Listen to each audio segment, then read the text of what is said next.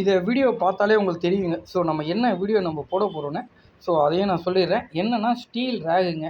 இது வந்து பார்த்திங்கன்னா 6க்கு 3 ஹைட்டு, அதாவது 6 அடி ஹைட்டு 3 அடி அகலம். பிளேட் வந்து பார்த்திங்கன்னா 1 அடி அகலம் வரும்.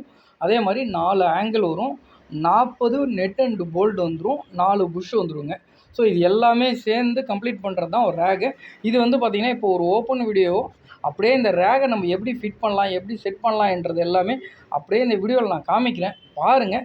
தேவைப்படுறவங்க நீங்கள் ஒரு செட்டு கூட ரேக் எடுத்துக்கலாம். இல்லை உங்களுக்கு 10 வேணும், 20 வேணும், எவ்வளோ செட்டு வேணாலும் நீங்கள் ரேக் எடுத்துக்கலாங்க. டிரான்ஸ்போர்ட்டில் போட்டுருவோம், ஒன்று எம்எஸ்எஸில் போட்டுருவோம். அப்படி இல்லைன்னா ரதிமீனா இல்லை வேறு என்ன டிரான்ஸ்போர்ட் அவைலோ மேக்ஸிமம் அந்த டிரான்ஸ்போர்ட்டில் போட்டுருவோம். அதே மாதிரி ரேகை நம்ம எப்படி செட் பண்ணலாம் கொண்டு எல்லாமே பார்க்கலாங்க. ஸோ ரேக் எல்லாமே நல்லா குவாலிட்டியாகவும் சூப்பராக இருக்கும். ஃபஸ்ட்டு வந்து ஆங்கிள் 2 ஆங்கிளை வந்து நம்ம பிரித்து வச்சுருக்கோம் கீழே. இந்த பக்கம் ஒரு ஆங்கிள், அந்த பக்கம் ஒரு ஆங்கிள். ரெண்டாவது இந்த 2 ஆங்கிளோட ஃபஸ்ட்டு பாயிண்ட் வருது பார்த்தீங்களா ஹோலு, அந்த ஹோலில் வந்து ஃபஸ்ட் பிளேட்டை ஃபிக்ஸ் பண்ணியிருக்கோம். அதை வந்து நெட்டு போட்டு டைட் பண்ணி விட்டுருவோம். சரிங்களா? அதே மாதிரி இந்த பக்கமும் 2 பக்கமும் நெட் போட்டு டைட் பண்ணி விட்டுருவோம்.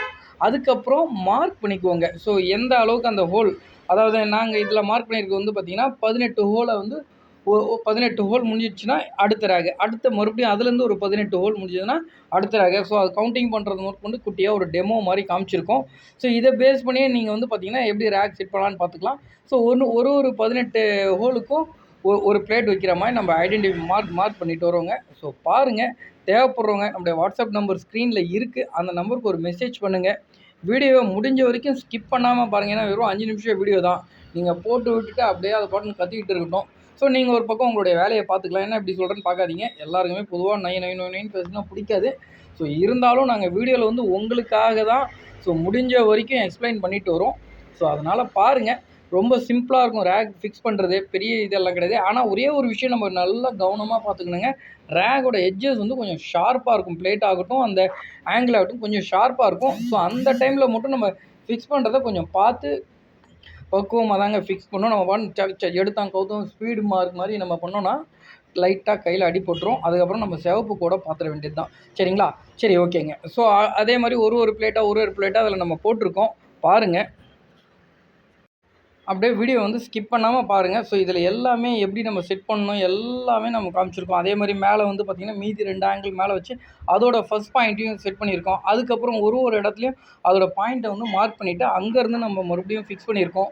ஸோ இதே மாதிரி அப் டு பாட்டம் வரைக்கும் நம்ம ஃபிக்ஸ் பண்ணிவிட்டு வந்துட்டு ரேகை என்ன பண்ணலான்னா இந்த நேராக்கிக்கலாம். இன்னுமே நம்ம வந்து பார்த்திங்கன்னா இந்த படுத்து வச்சுருக்க டேரெக்ஷனில் தான் இருக்குது.